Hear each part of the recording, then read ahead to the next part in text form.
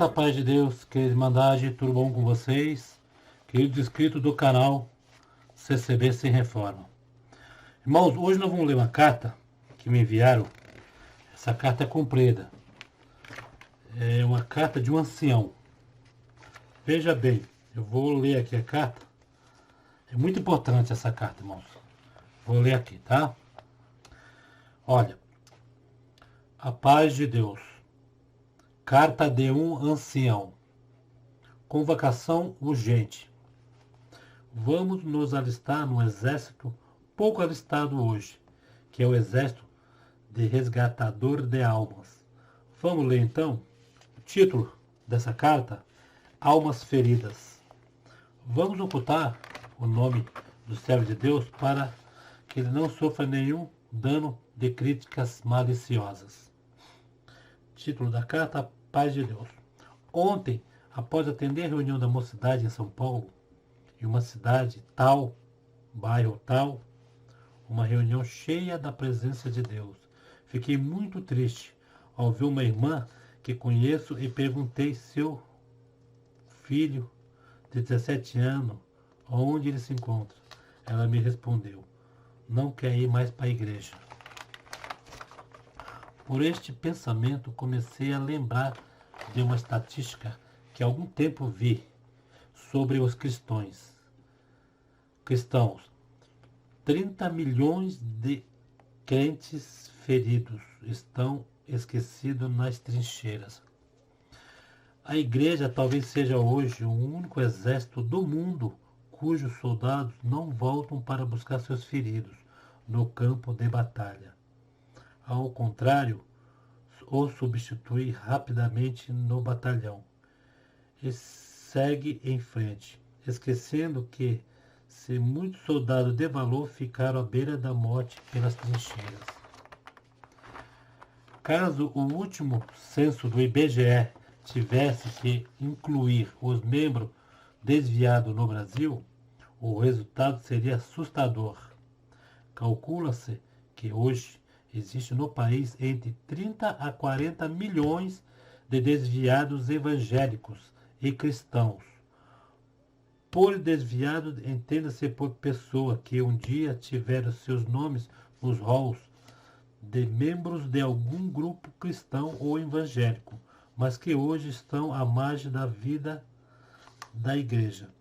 Boa parte dessas pessoas povoam hospício, presídio ou com um saco às costas, vaga errante à beira das estradas.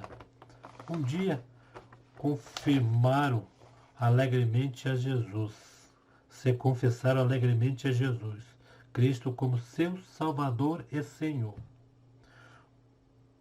Se viram, põe outro, literalmente jogado na sarjeta espiritual.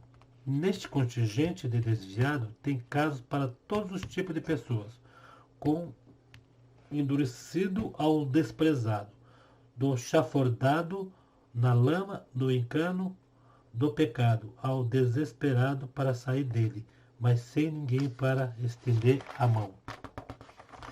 É desta classe de pessoas que eu quero chamar a atenção da Irmandade, de pessoas desses pecados por uma nova chance, mas sem ter em quem recorrer.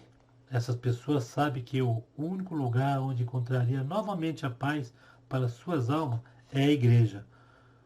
Mas ali pensam, existem santos demais para admitir o retorno de um filho pródigo como ele. Uma igreja de 200 membros pede outras 200 em 10 anos. Na próxima vez, quando você for a um culto, pare um instante e olhe à direita, olhe à esquerda. Saiba que daqui a 10 anos que é possível que o senhor ou o jovem ou a senhora, ou o jovem sorridente ou o austro senhor que estão em bancos próximos a você, cantando louvores, seja completamente afastado da igreja. Amargurados com Deus, entristecido por algum motivo. Na congregação, se formos computar os filhos de irmãos que passaram pelas reuniões para jovens e menores. Com certeza, esse número triplicaria. Triste realidade diante de uns pais preguiçosos de levaram e incentivarem seus filhos a frequentar as reuniões de jovens e menores aos domingos pela manhã, horário em que o ser humano está mais sensível ao aprendizado. Triste realidade diante de ministério que se preocupa em pregar mais prosperidade do que Cristo nos corações, que desprezam mais a quantidade de frequentadores a essas reuniões noturnas que a quantidade de informações absorvida pelas nossas crianças, digo, crianças não jovens. Reuniões noturnas para jovens é outra coisa. Outra causa para o apartheid espiritual de muitos é a decepção com líderes. O membro procura alguém para se confessar uma fraqueza ou um pecado, em vez de perdão e ajuda para vencer o mal, recebe maior condenação. Falsas profecias levam muitos ao desvio. A profecia falsa são também causas importantes de desvio da fé. Inúmeras pessoas naufragam depois de receber profecia falsa, por exemplo. Essa carta está dando um exemplo. A pessoa tem seu filho doente e recebe uma profecia de cura. Pouco tempo, a criança falece. Ela fica desesperada. Então se deve casar com alguém porque é a vontade de Deus. A obediência casa e, confiando na profecia alheia, algum tempo depois percebe que a voz ouvida não é da parte de Deus. Alguém pede para a pessoa casar e fala que Deus confirmou que é profecia, depois não é nada daquilo. Não é a voz de Deus. Em vez de se decepcionar com o homem, decepciona com Deus. Sai da comunhão. Também há um grande número de pessoas que se aproxima de Deus seduzida por propagandas enganosas, profecias fantásticas e fantasiosas. Chega porque alguém ele prometeu prosperidade aqui e agora, mas não percebe as implicações dos discipulados a Cristo. Querem as bênçãos do cristianismo, mas nada de porta estreita, caminho apertado. Querem sair do mundo, mas levar o pecado a reboque. Querem a salvação, mas não querem largar o pecado. Por último, a decepção contra o próprio Deus e a causa de afastamento de muitos.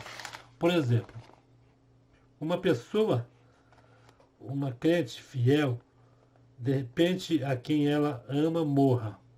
Neste caso, se não tiver alicerces firmes em Deus, ela culpa Deus pelo o importúnio.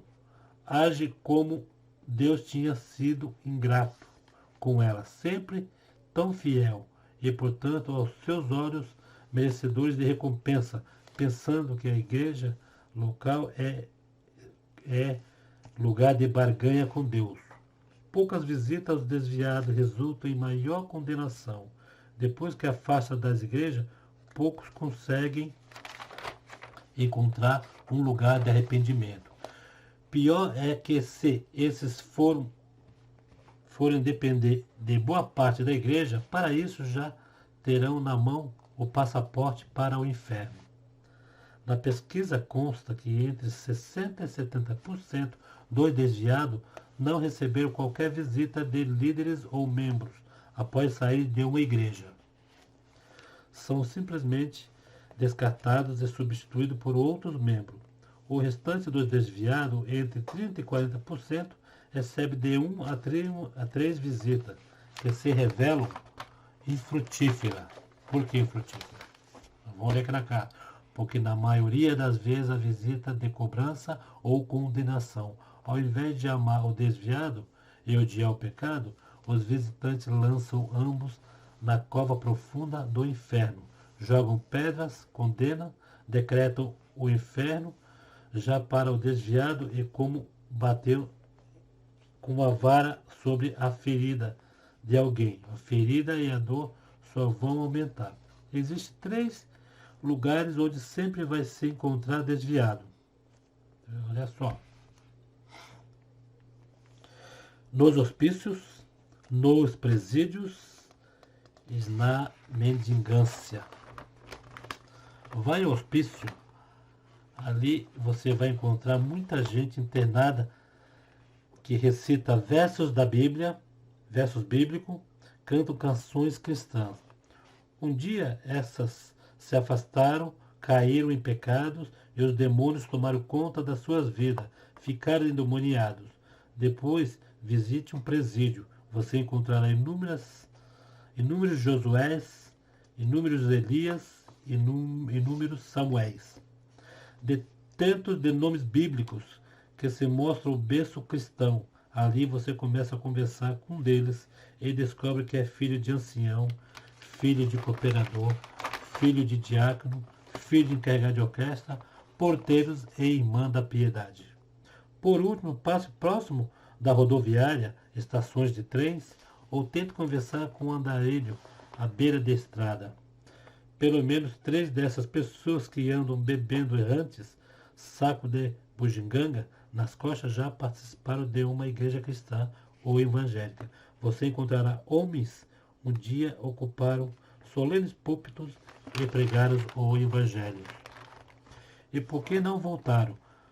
Mais da metade dos que se desviaram tem problemas sérios com ressentimentos e falta de perdão. Não volta porque não consegue perdoar ou não querem perdoar ou acha que não merece o perdão. O peso que está sobre a pessoa fica insuportável. Então a pessoa passa a praticar os mais baixos pecados porque pensa, se já está condenado ao inferno por toda a eternidade, resta aproveitar seus dias de vida na terra. Irmão, vou parar por aqui. Pois o que estou a escrever, faço com grande sentimento, pensando em quantas pessoas está como descrito acima. Tenho certeza que, como sempre, receberei muitas críticas, mas se conseguir alistar o mínimo de voluntário para essa causa, terá chances de vida a muitos soldados esquecidos à beira do caminho. Uma observação. Desviado que fica longe, afastado, apartado, é moto pecador, o que violou a lei de Deus.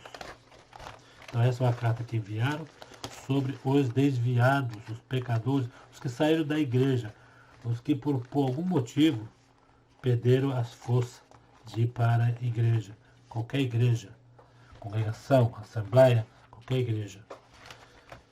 Que às vezes se encontra nos presídios, encontra nos hospícios, até mendigos, são servos de Deus. Uma vez, uma irmã estava andando numa praça, ali na cidade de Santos. E ela estava indo correndo com a outra que estava atrasada para o dentista. Estava indo.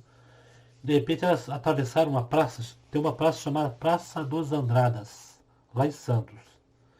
Eles estavam atravessando a praça e de repente um mendigo de frente para elas apontou o dedo e falou bem assim: vocês são a rosa de Sarum do Senhor. Vocês são servas de Deus. Eu já tive esse privilégio de estar um dia, ter esse nome. Hoje estou nessa situação. Mas vocês são servas de Deus. A rosa de Sarum do Jardim do Senhor. Aquelas irmãs ficaram, olhou assim para aquele menino, ficaram com pena dele. Ela falou, só podia ser um servo de Deus. Podia ser servo de Deus. Está nessa situação. Então, irmãos, essa é uma carta muito comovente, muito, por um lado, triste, né? Porque é aquilo que eu sempre bato na tecla.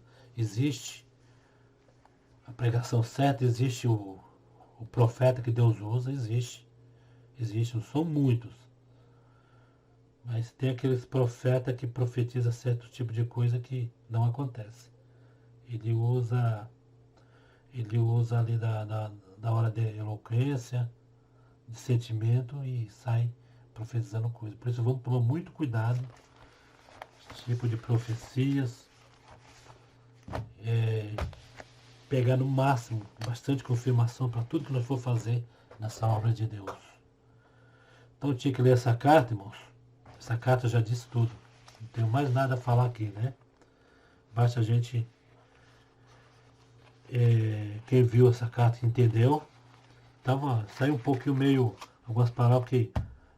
A carta que me enviaram está com as letras meio garranchadas. Até decifrar tudo. Né? Eu li a carta primeiro para depois falar, mas sempre a gente encrespa em alguma letra. Eu espero que vocês entenderam essa carta e sabem que hoje, em qualquer lugar que vocês for, que tiver um andarilho, tiver alguém nessa situação, tem nossos irmãos ali que um dia saem da congregação por algum motivo. Por algum motivo não aguentaram a vida e deixaram o inimigo passar rasteira, mas nunca é tarde para Deus perdoar. Teve uma irmã que me perguntou no vídeo que eu coloquei no canal, me fez essa pergunta: se o pecador pecou da igreja, você tem perdão? O que eu respondi para ele foi: aquele que chamou ele das águas do batismo é que vai perdoar ele. Ele recebendo perdão de Deus, o resto é tudo, tá tudo junto ali na luta, tá tudo ali correndo junto para salvar a alma. Tá bom, irmão? Que eu estou na santa paz de Deus. E comente nesse vídeo aí, se vocês gostaram. E até o próximo vídeo, se Deus quiser. Tá? Deus abençoe a todos. Não esqueça de se inscrever no canal e acionar o sininho para receber novos vídeos, tá? Deus abençoe a todos.